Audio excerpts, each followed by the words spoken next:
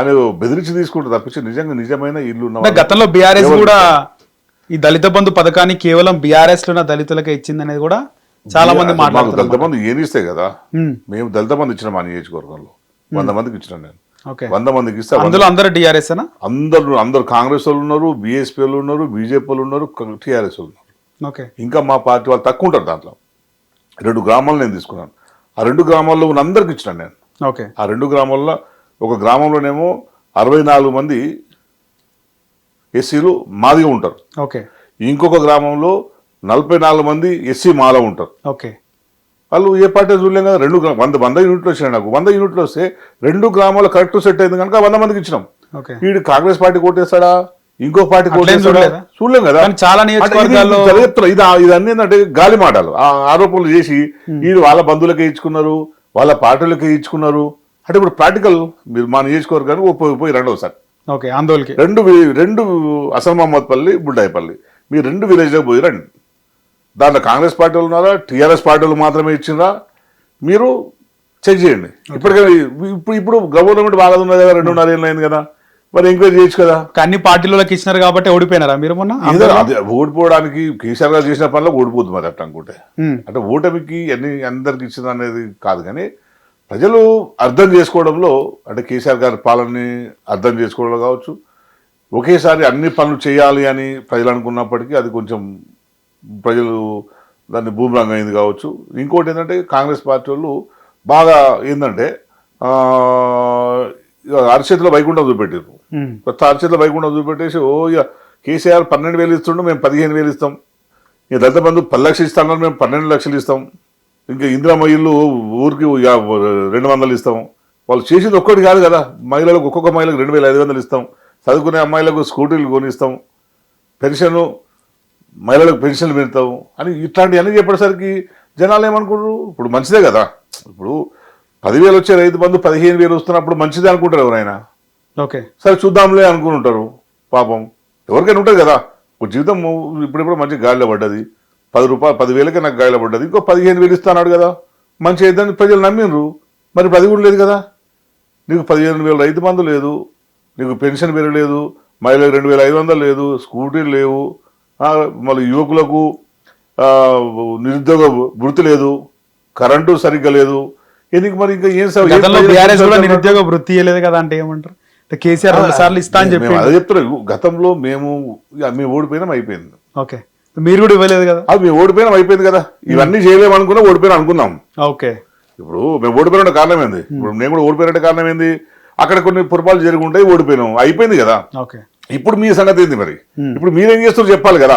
అంటే మీరు మమ్మల్ని ఇట్లా విమర్శించారు కదా, ఇట్లా అడిగారు కదా. కానీ మమ్మల్ని విమర్శించినప్పుడు కూడా ప్రజల జీవన విధానాలను ఎక్కడ డిస్టర్బ్ చేయలేదు కేసీఆర్.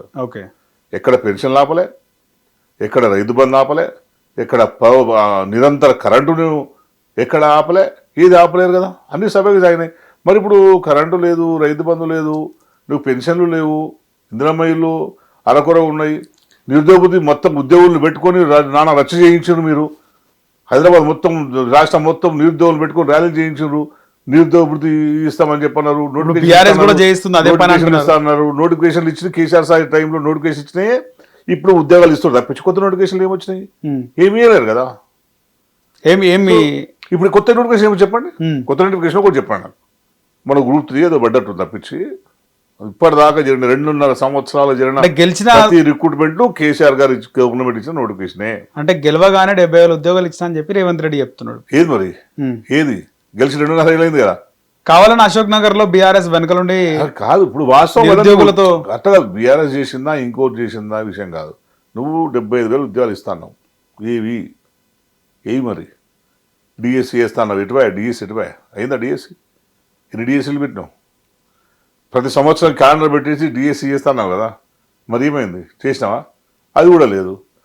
సో నువ్వు చేయని పనులన్నీ నీకు చేతగాక బీఆర్ఎస్ నువ్వు నిందించడం ఏమైనా లాభం? మొన్నటికి మొన్న అందాం ప్రాణహిత చర్యలకు సంబంధించి ఎవరు మహారాష్ట్ర సీఎం పోతా తొమ్మిడేటి సంబంధించి నేను మహారాష్ట్ర సీఎం దగ్గర పోయి నేను ఒప్పించి నేను తీసుకొస్తా అని చెప్పి అన్నాడు. కేసీఆర్ గారు కానీ తెలంగాణ ఉద్యమంలో మేము కానీ అందరం కలిసి తుమ్మిడిహట్టి అనేది ప్రాక్టికల్గా సాధ్యం కాదు, రెండు రాష్ట్రాల మధ్య ముప్పు ఎక్కువ ఉంటుంది. సో అంతర్రాష్ట్ర సమస్య వస్తుంది అది. సో ఈ అంతర్రాష్ట్ర సమస్య ఎందుకు సృష్టించుకోవాలని చెప్పి కేసీఆర్ గారు కిందికి వచ్చారు. కిందికి వచ్చి కాలుష్యం కట్టాడు. ఇప్పుడు వచ్చి ఈయనేమన్నాడు, నేను తుమ్మిడి దగ్గర కడతా అని చెప్పి అన్నాడు. ఓకే, ఎట్లా మహారాష్ట్ర ఎట్లా ఒప్పుకోదో నేను చూసుకుంటా అని చెప్పి అన్నాడు. మరి ఇప్పుడు మహారాష్ట్ర ఎందుకు ఒప్పించుకోలేకపోతున్నావు? మహారాష్ట్రను ఒప్పించుకోలేకపోతే ఏమంటావు నువ్వు? కిషన్ రెడ్డి అంటే ఫోన్ చేసి ఇవ్వద్దని చెప్పిండంట. ఓకే, అంటే నీకు చేతగాని మాట్లాడవన్నీ. నీకు ప్రభుత్వం ఒక వ్యవస్థ ఇది. నువ్వు పోయి ఒక సీఎం ఇంకొక సీఎం అపార్ట్మెంట్ ఇయ్యడా అంటే అర్థమైంది. నీ సీఎంకు ఒక సీఎంకు అపార్ట్మెంట్ ఇస్తున్నట్టు అర్థమైంది. నీ స్టేచర్ అక్కడ మీ స్టేచర్ ఉందా? సో నువ్వేందంటే ఒక ఆచరణాత్మకంగా లేడు మనిషి. ఓకే, ప్రభుత్వం ఏదైనా ఆచరణాత్మకంగా ఉండాలి. సిటీ ప్రాక్టికల్ గా సాధ్యమవుతుందా కాదా అనేది ఆలోచించాలి. అంతే తప్పించి ఇది నేను హామీ ఇచ్చినా నేను చేసుకుంటా అంటే ఎట్లయితే?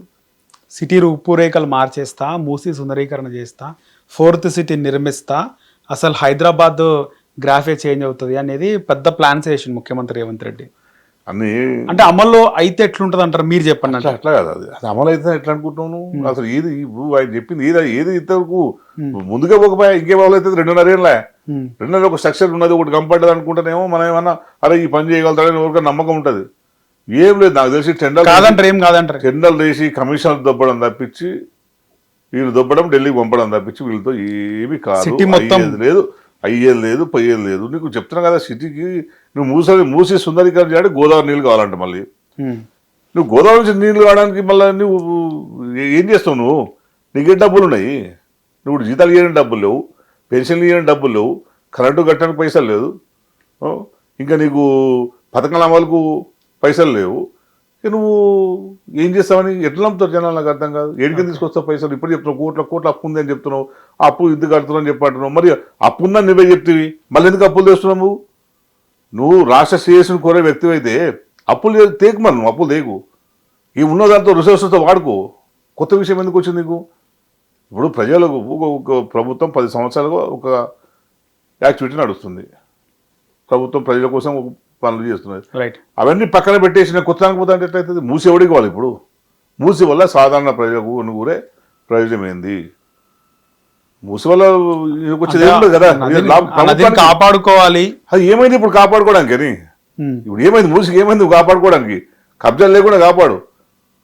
మూసిలో మురికి నీళ్ళు పోకుండా చాలా ప్లాంట్ పెట్టించారు, కేటీఆర్ గారు పెట్టించారు. ఇప్పుడు అంతా ఉన్నట్టుండి మూసికి వచ్చిన ప్రమాదం ఏమీ లేదు కదా. భారీ వరదలు వచ్చినప్పుడు ప్రజలను సురక్షిత ప్రాంతాలకు తరలించడంలో నువ్వు ముందుంటే చాలు. అంతే తప్పించి నాకు మూసే ప్రయారిటీ అనుకుంటే నీకు మిగతా ప్రజలు ఏమైపోవాలి? నీకు మూసి కంటే ముఖ్యమైన చాలా పనులు రాష్ట్రంలో ఉన్నాయి. వాటిని నువ్వు తీర్చాల్సిన అవసరం ఉంది. రైతులకు మద్దతు ధర ఫస్ట్ అంటే సంక్షేమ పథకాలతో పాటు అభివృద్ధి కూడా చేయాలి అనేది కాంగ్రెస్ అనుకోవచ్చు కదా. కాంగ్రెస్ అభివృద్ధి అనేది ప్రజలు బాగుంటేనే అభివృద్ధి. ప్రజలకు 3 పూటల తిండి ఉంటేనే అభివృద్ధి, ప్రజలకు బట్ట నీడ ఉంటేనే అభివృద్ధి. సరే నువ్వు ఫస్ట్ అది కల్పించాలి కదా, మినిమం నీడ్స్ కల్పించాలి కదా. ఇప్పుడు మీరు చూస్తున్న నగరంలో రోడ్లు, ఇప్పుడు మీరు వచ్చిన రూట్లో కూడా కేబీఆర్ పార్క్ చుట్టూ ఫ్లైఓవర్లు ప్రక్రియ నడుస్తుంది. తెలంగాణ భవన్ ముందు కూడా మొత్తం చెట్లన్నీ కొట్టేస్తున్నారు. ఏమనుకుంటున్నారు అది చూస్తే? నాకు తెలిసి నేను 85 నుంచి హైదరాబాద్ ఉంటున్నాను. హైదరాబాద్ నాకు అన్ని గల్లీలు తిరుగుతున్నాను. అన్ని గల్లీలు. ఈరోజు మీ ఆఫీస్కి వస్తూ నేను రోడ్ మిస్ అయినా, దానివల్ల కన్ఫ్యూజ్ అయింది. ఓకే, అంటే నేను ఫోన్ మాట్లాడుకుంటూ మా పలానా దగ్గర పోవాలని చెప్పిన డ్రైవర్కి, కొంచెం అడ్డు పోయిండు, రోడ్ నెంబర్ 12కి పోయిండు. ఓకే. సో అంటే నువ్వు అంటే సరే నువ్వు ఉన్నదాన్ని చెడగొట్టడం వల్ల ఇంతకుముందు రోడ్లు ఎంత బ్రహ్మాండంగా కూడా ఇప్పుడు నువ్వు హైదరాబాద్లో యాక్సెస్ ఎక్కడి నుంచి అయినా ఇక్కడ రోడ్ యాక్సెస్ అద్భుతంగా ఉన్నది. నువ్వు ఎల్బీనగర్ దగ్గర నాగోల్ దగ్గర అసలు నువ్వు నాగోల్ దగ్గర ఫ్లైఓవర్ ఎక్కినావు అనుకో, నువ్వు ఎల్బీనగర్ కావడం పోయి డైరెక్ట్ ఓవైసీ ఆసుపత్రి దగ్గర దిగుతావు. రైట్. నేను ఎమ్మెల్యే ఉన్నప్పుడు ఎల్బీనగర్ పోవాలి ఈ ఫ్లైఓవర్ ఎక్కని చెప్పింది నేను. ఆ ఫ్లైఓవర్ ఏందో నాకు తెలియదా, ఓవైసీ ఆఫీస్ దగ్గర పోయినా. సో నువ్వు అట్లా డెవలప్మెంట్ అయింది. నువ్వు ఫ్లైఓవర్లు కానీ పబ్లిక్ ట్రాన్స్పోర్ట్ ఎల్బీనగర్ చౌరస్ అయితే నెక్స్ట్ లెవెల్ అన్ని ఎట్లా ఉన్నాయి. నువ్వు ఇది మన రాయదుర్గం ఫ్లైఓవర్ తొలిచెవికి ఎట్లా ఉంటుండే అవన్నీ. రైట్. అవసరం మేము చిన్న ఉన్నప్పుడు బండి మీద పోతే గంటలు కవరేజ్ కూడా బండి మీద పోతుండే, గంటలు అవుతుండే, మేము చాలా టైం వేస్ట్ అయిపోతుండే. సో అదొకటి నేను డెవలప్మెంట్ అన్నాను, కానీ అది మినిమం నీడ్ అయిపోయింది. హైదరాబాద్లో జనాభా పెరుగుతుంది కనుక జనాభాకు అనుగుణంగా ఎవరన్నా బయటికి రావాలంటే హైదరాబాద్లో అమ్మో ట్రాఫిక్ అని భయపడే రోజుల నుంచి ట్రాఫిక్ నుంచి రిలీఫ్ అయ్యే పరిస్థితి కేసీఆర్ తీసుకొచ్చాడు. నువ్వు మళ్ళీ ఇక కేబుల్ చుట్టూ నేను చేస్తా. హిట్ టీవీ యాప్, ఇందులో short news, live news, entertainment shows, movies, digital magazines తో పాటు మీ జిల్లా వార్తలను కూడా ఫ్రీగా చూడొచ్చు. ఇంకెందుకు ఆలస్యం, వెంటనే హిట్ టీవీ యాప్ ని డౌన్లోడ్ చేసుకుని ఫ్రీగా ఎంటర్టైన్మెంట్ పొందండి. Hit TV app. Hit TV app. Please download hit TV app. Hit TV app ని ఫ్రీగా డౌన్లోడ్ చేసుకొని ఎంజాయ్ చేయండి. మీకు నచ్చిన ఎంటర్టైన్మెంట్ కోసం హిట్ టీవీ యాప్ ని ఫ్రీగా డౌన్లోడ్ చేసుకుని ఎంజాయ్ చేయండి. హిట్ టీవీ యాప్ ని డౌన్లోడ్ చేసుకుని ఆస్వాదించండి, ఆశీర్వదించండి. ఇంతమంది సెలబ్రిటీలు హిట్ టీవీ యాప్ ని డౌన్లోడ్ చేసుకోండి అని చెప్తున్నారంటే ఎంత మంచి యాప్ ఆలోచించండి. అమెరికా అమెరికా అమెరికా అమెరికాలో చదవాలనుకునే వాళ్ళకి విశ్వసనీయమైన పేరు మన శౌర్య కన్సల్టెన్సీ. UK లో 1 year masters, UK లో 1 year masters, 2 years work permit up to 5 years visa. Contact Saurya Consultancy. Contact 89851 89851.